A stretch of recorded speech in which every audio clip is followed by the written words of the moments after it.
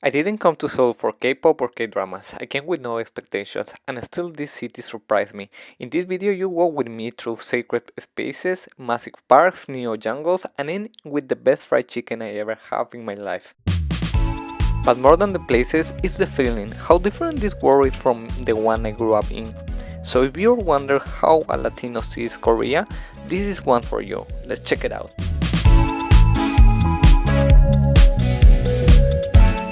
Welcome guys, today we are in the Million Dome Cathedral. I thought that here it's gonna be really difficult to find,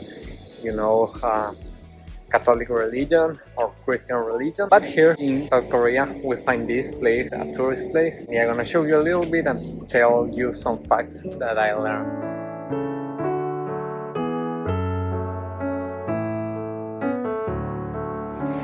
So the Cathedral of Million Dome is the national cathedral of the Archdiocese here in Seoul.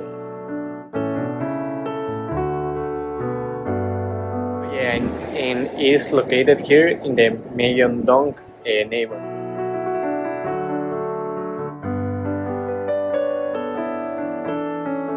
So yeah, here you can see the cathedral. This cathedral is dedicated to the Virgin Maria in honor of her. So yeah, if you are wondering who brings the Catholicism here to Korea, well, there was the French people. So French have a really important role in bringing the Catholicism here to Korea.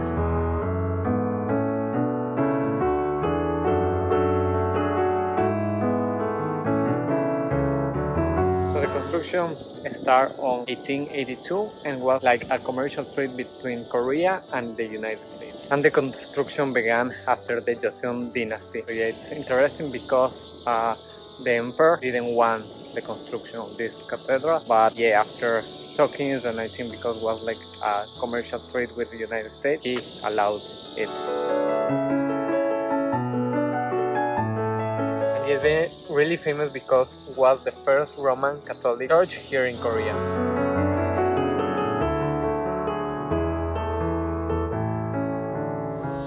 And also it's the first Gothic building built here in Korea, so that's why it's famous. And if you have the time, you're around here, around the neighborhood, you can come and visit.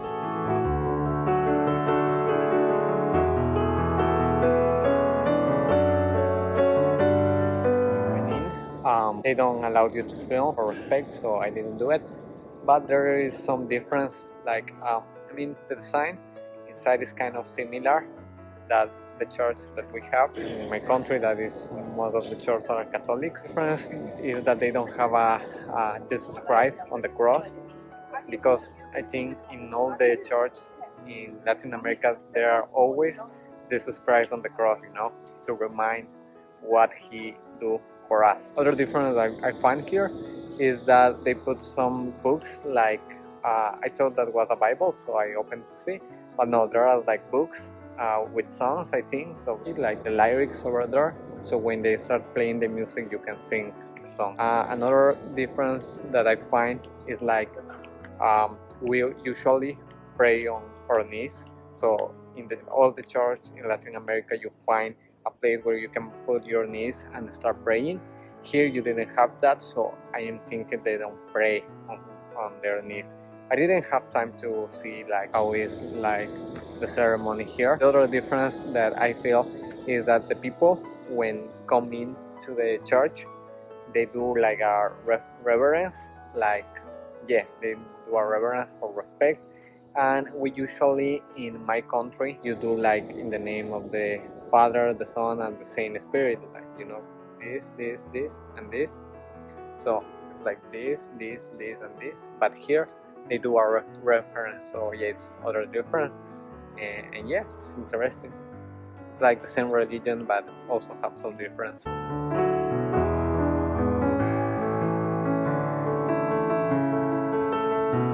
yeah guys, what an interesting place. You can see the difference between the same religion in other country. Yeah, it's a really nice place. It's in the middle of the city. Really nice, really nice. Guys, right now we are going to the Gangnam Park.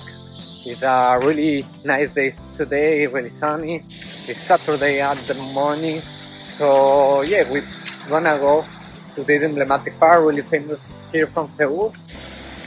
Again, talking about like parks, I feel here in South Korea there are more people doing more exercise and things like that, because I see like in all the convenience stores you can find a lot of products high in protein, like milkshakes and snacks and things like that. Yeah, and also I see in the street like a lot of people running on bicycles, but yeah, I think here is more fit than in Japan. How is it in your country? I feel like in Ecuador there also start like this new lifestyle. There's a lot of people going to the gym and being fit and stuff like that. And in Australia, where I live now, fitness is basically part of everyday life. Everyone runs, surf, lift weights. They even have running clubs, super popular right now. Some people even say running clubs are like the new Tinder. A fun way to meet people, but healthier. By the way, are running clubs popular here in Korea too? If you know, leave in the comments. But one thing that's really different here, if you go running, you have to wear a shirt. Running shirtless is not okay, even on a super hot day. In Ecuador or in Australia, it's normal to see guys running without a shirt when it's really hot. But here, no. You have to keep it covered out for respect. We're gonna see the Bangpo Bridge, and yeah, it's really hot. And for this hotness, you have these things where you can go and refresh yourself. And yeah, it's really hot, so I'm gonna go into there. Bangpo Bridge is one of the most famous bridges in Seoul. It's known for the Rainbow Fountain Show, the world's longest bridge fountain. At night, over 380 water jets light up with colorful LED lights, creating a beautiful water show over the Han River. So yeah guys, this bridge at night is the Rainbow Fountain. At night you can see like fountain, like they make a bridge of water and with a lot of light. I didn't know that was at night, so I came early. But yeah, I enjoyed walking around the park. It was really nice. But at night is the best part. If we have time, we can come over here to check it out. The fountain usually runs from April to October with several shows every evening. Our next stop is probably gonna go to Gangnam. Like this neighborhood really famous because of the sun. I think it's a fancy neighborhood, so we're gonna walk around. Yeah, but first we're gonna stop, grab some lunch. I was ready to eat, but a lot of restaurants were closed, even on Saturday afternoon. In Korea, many places close after lunch and reopen for dinner around 5 p.m. Good thing I found this place because I was starving. Right now we're gonna try the Korean chicken. It's really famous. Something that take my attention, I was looking for places and there are a lot like closed and they open like 5 or 3. And this lunch time is closed, so I don't know, and it's Saturday, so it's weird for me. But yeah, hopefully I find this place and it seems really delicious and we're gonna try like how it is Korean chicken and yeah, let's see. So yeah, check this amazing food.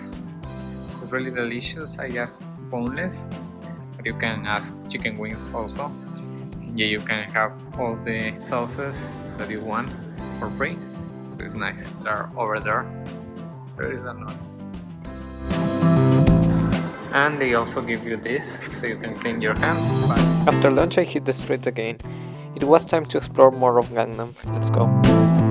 So yeah, the city is really beautiful and I like the small details that they have. For example, this umbrella they put so the people can have shadow when they are waiting to the lights, and also you have port where you can charge your phone. Amazing, right? So yeah guys, right now we're here at Gangnam Square. It's in the Gangnam neighborhood. This place is really famous. They have a lot of stores, a lot of buildings. So yeah, fancy cars, fancy buildings, fancy places. Now I'm walking around Gangnam, probably the most famous district in Seoul, thanks to that song. You know which one. Gangnam is all about luxury, fashion, tech and energy, trending cafes, high-end shops and so many people everywhere. Here in Korea, K-pop is a huge part of the culture. It's not just music, it's fashion, lifestyle and even tourists. And a perfect example of that are these K-pop stores you can find around Gangnam. Fans come here to buy albums, posters, light sticks and all kind of merch from their favorite groups. So yeah guys, right now we're in the zone of Tehran. Here you're gonna find a lot of bars and clubs and restaurants. Yeah, it's really fancy as you can see. And also you're gonna find like izakaya that I thought was famous from Japan, but here I saw a lot of places like that. And it's a interesting place. There are like little streets with a lot of restaurants, traditional food, beverage, and some clubs. So yeah, if you want, you can go here to have some fun at night.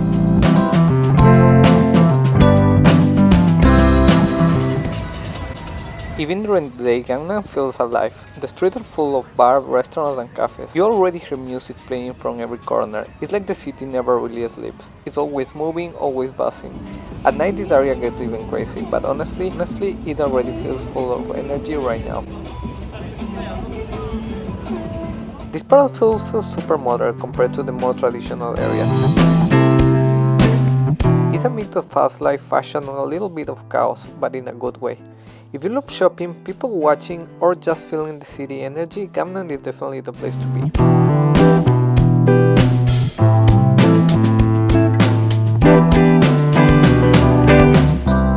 One thing that really caught my attention walking around the street of Gangnam was these self-photo studios. You go with your friends, take a bunch of pictures and print them right away. There are photo studios like this all over Gangnam. It's super popular. In Ecuador, Korean culture is slowly becoming more popular too. K-pop, Korean food, skincare, you can feel it growing. But this idea of going to a photo studio with friends just to take pictures for fun is something I never seen back home. For a Latino like me, it's pretty strange the concept, but also really cool. I should try. So yeah guys, right now we are waiting the bus. We are close to the Seoul Tower. So yeah, it's a really famous place. And yeah, we're gonna go up and see a little bit. But yeah, you can see a little bit right now over there. So yeah guys, right now we're going up to the tower. The bus led you on the stop, and in that stop you're gonna have also an amazing view of the city. But we're gonna go up.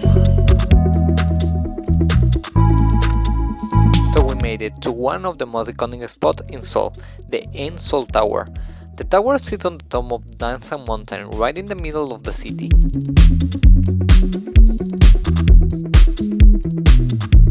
Okay guys, so yeah, we are here in this amazing tower, and to come here you have three options. You have to go to the Myeongdong station, and from there you can take a shuttle bus, you can walk also, or you can take a taxi that probably brings you here in 4 minutes. The bus is gonna take probably like the same, like probably 6 or 8 minutes. Built in 1969, it was originally a communication and broadcasting tower, but today it becomes one of Seoul's top attractions for both tourists and locals. The tower lights up at night with different colors depending on the air quality and special events. Another cool thing here is the Locks of Love area. Couples come here to leave colorful padlocks writing their names or love messages on them. I know I also see like the case of their phones with love message, and I think it's pretty cool. It's a symbol of lasting love, and honestly it looks pretty beautiful. Crazy, I never seen like a lot of padlock. But yeah, if you have couple, you can come here and put it there.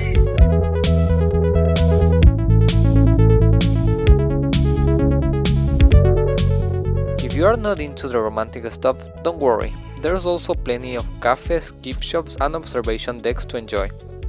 That is what we're gonna do. Before going up, you first need to buy your ticket. The entrance fee for the observation desk is around 21,000 won. When you buy your ticket, they also take you a souvenir photo.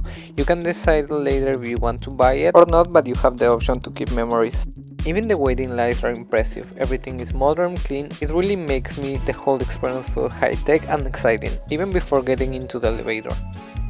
Reaching the base of the tower, I took the elevator up to the observation deck, and the elevator itself is part of the experience. As we ride up, you watch a hologram show on the ceilings and walls, showing Seoul from the ground and all the way to the top. It's a short ride but super cool. You feel like you are flying above the city. Once you get to the top, you arrive at a beautiful open space surrounded by giant windows. There are little shops, cafes and souvenir stores inside, so it's not just about the view, it's a whole experience. It was pretty crowded when I visited, but somehow it still felt relaxed and friendly. During the day you can see the endless city, a skyline surrounded by mountains, and at night everything lights up, so it looks like a sea of stars. The tower itself is about 236 meters tall, but because it's on the top of a mountain, the total height above the sea level is nearly 480 meters. That means amazing panoramic views of Seoul. And here's something I didn't expect. Even the bathrooms have a floor-to-ceiling window, so yes, you can actually enjoy the view of Seoul while you are, doing your business. Other thing that I found really interesting is that up here you can actually buy postcards and send them directly from the tower. They have a small stand where you can pick a postcard, write a message to your family or friends, and they will mail it for you. Whether it's the view, the little shops, or even the bathroom windows, N Seoul Tower definitely knows how to surprise you. Overall, visiting N Seoul Tower is a must when you come to Korea. It's the perfect mix of nature, incredible views, culture, and a bit of romance too.